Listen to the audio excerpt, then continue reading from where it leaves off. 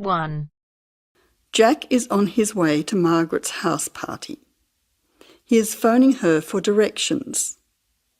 First, you'll have some time to look at questions 1 to 5.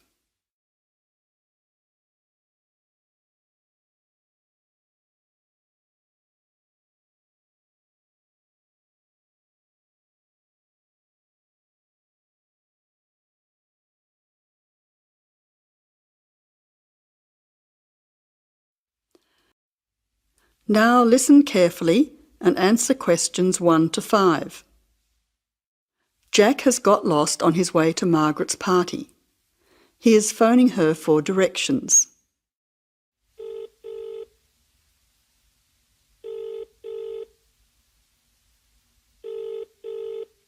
Hello, is that Margaret? Yes, who's speaking?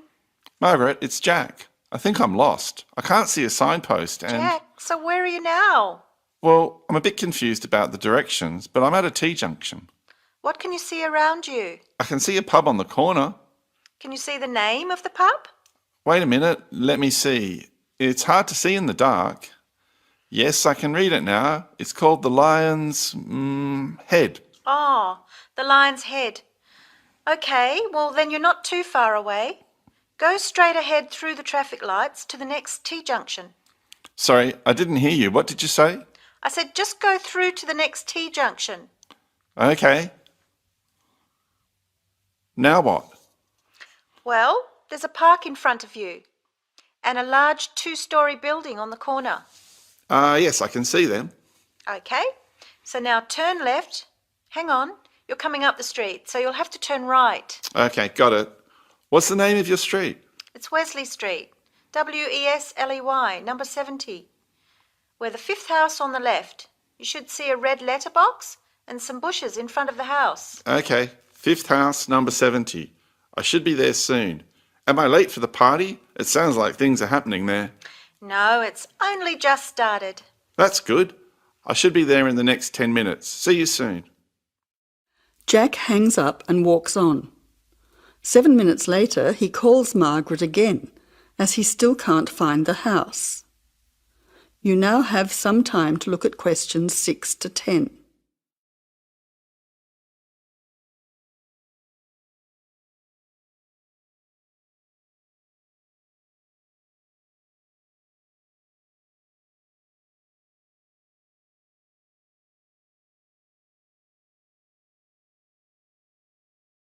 As you listen, answer questions 6 to 10.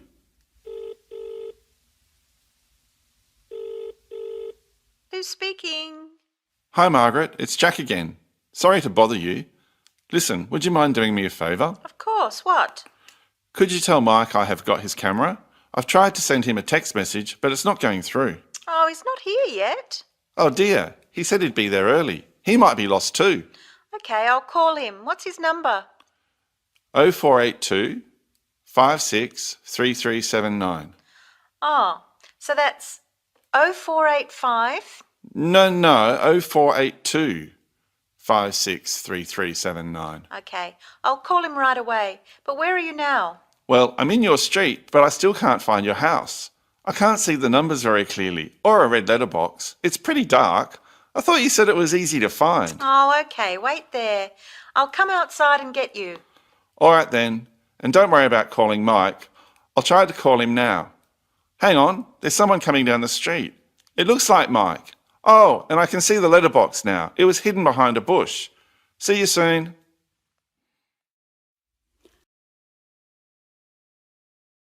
That is the end of part 1. You now have half a minute to check your answers.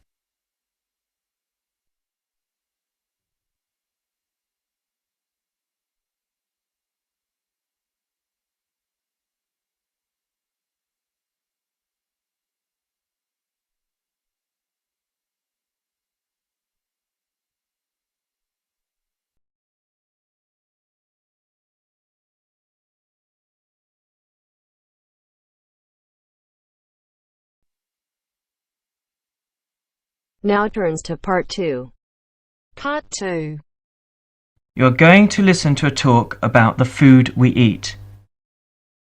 First, you have some time to look at questions 11 to 15.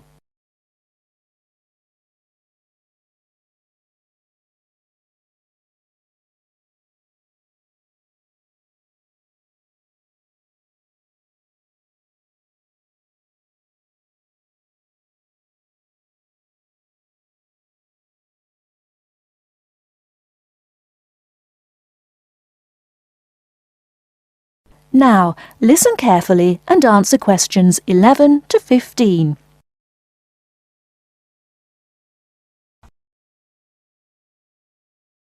Welcome to The Food We Eat, sponsored by Safeway.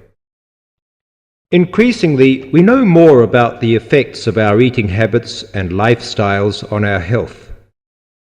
While new information can change old ideas, the news stories can often be confusing. At Safeway, we try to help customers not only in the range and types of food offered, but also by providing up-to-date, reliable information in areas we know are of interest and which relate to the diet we eat. Today, we are going to talk about sugar. Recently, doctors have been advising us to eat less sugar. The health recommendation to use less sugar is for two reasons. Firstly, for the sake of our teeth, since the amount and frequency of sugar consumption links to decay. Secondly, as sugar is a good source of calories, it can easily be a problem if we tend to be overweight. The dental risk is because bacteria which occur naturally in our mouth feed on carbohydrates, sugar and starch, to form plaque and acid. Plaque is a sticky coating that prevents the bacteria being removed by saliva. The acid attacks the tooth itself.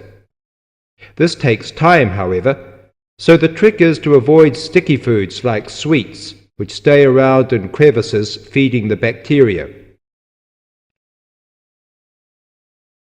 Before you hear the rest of the talk, you have some time to look at questions 16 to 20.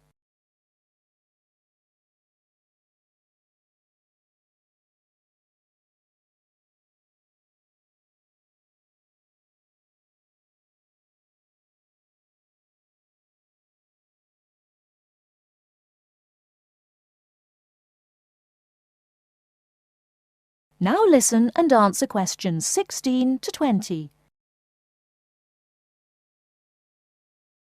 Regular brushing, preferably with a fluoride toothpaste, helps remove particles and resist acid. The worst thing you can do is nibble sweet things between meals. It puts your teeth under constant attack. A sweet tooth develops gradually, and you might be surprised at how you can steadily unlearn the taste, taking in fewer calories and saving your teeth. Here's some ways. A.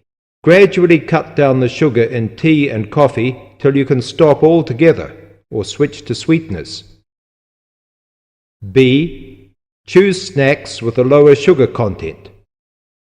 Fresh fruit, raw vegetables, crackers, milk or low-fat natural yogurt. Remember, some fruits like raisins have lots of sugar.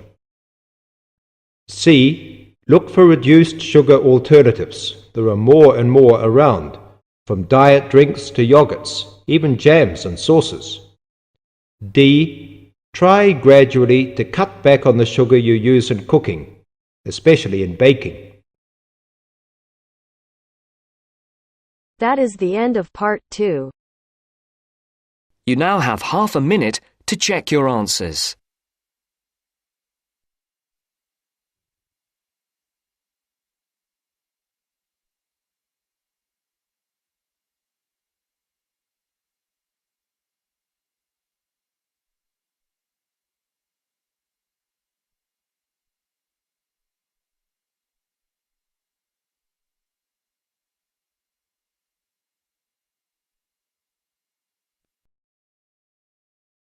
Now turns to part 3. Part 3. First, you have some time to look at questions 21 to 25.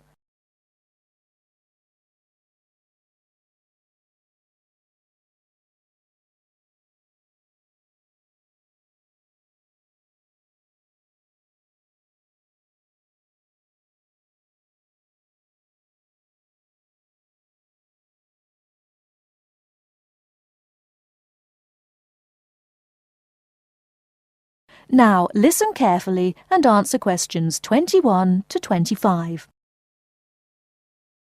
Good afternoon, everybody. It's Ronald Jaff with this week's edition of Movie Talk.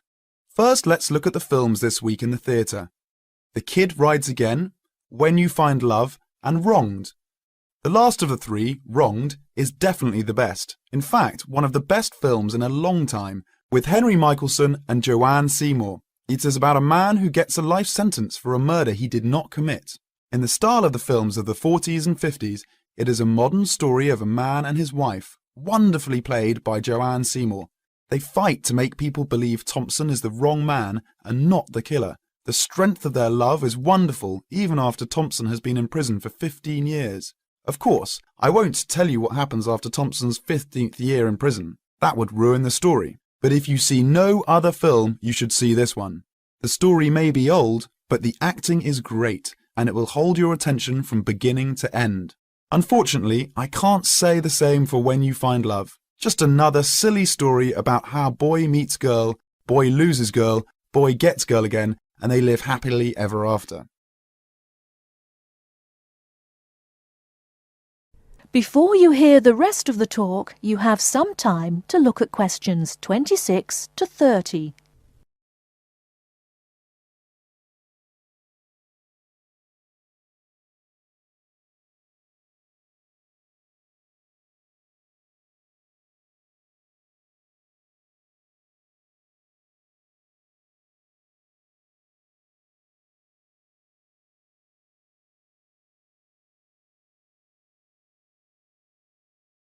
Now listen and answer questions 26 to 30.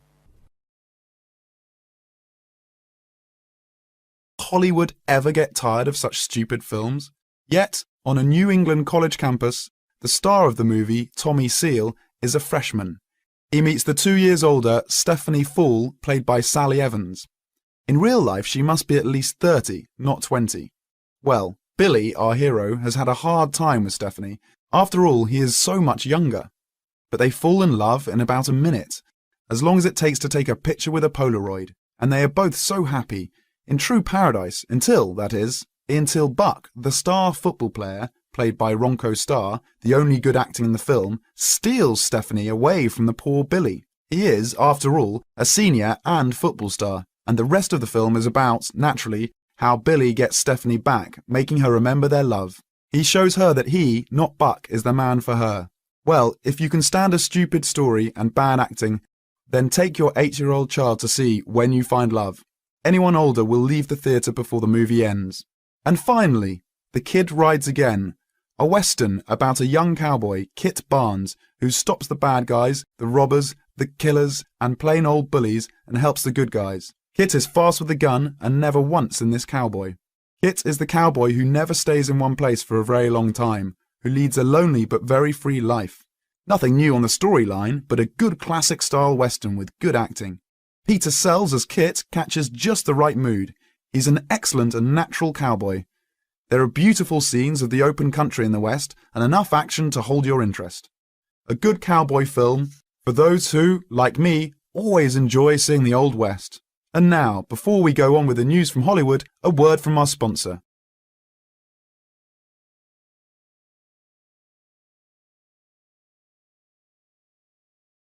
That is the end of part 3. You now have half a minute to check your answers.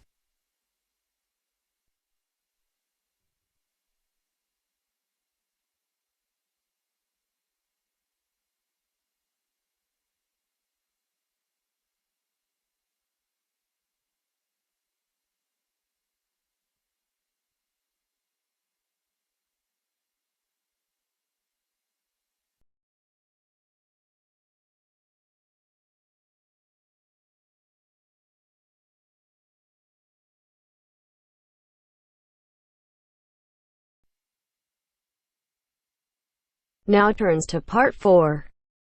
Part 4. You'll hear a lecture about Iron Age in Britain. First, you have some time to look at questions 31 to 40.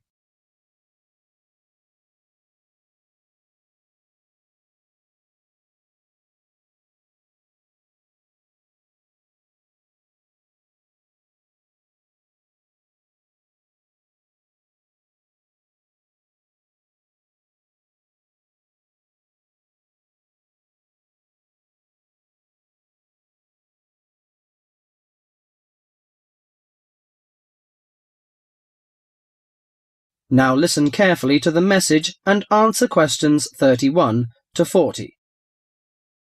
Good morning, ladies and gentlemen. Today I'm going to introduce to you a special age in Britain, the Iron Age. People at that time, you may be surprised to hear that, seem close to the men and women of today, because archaeologists discovered that they tried to vary their diet, improve their homes, and follow fashions. The period known as the Iron Age lasted in Britain for about 800 years, from 750 BC to 43 AD. There had been several dramatic changes by the end of the Iron Age, including coinage, wheel-thrown pottery, etc. People had started to live in larger and more settled communities.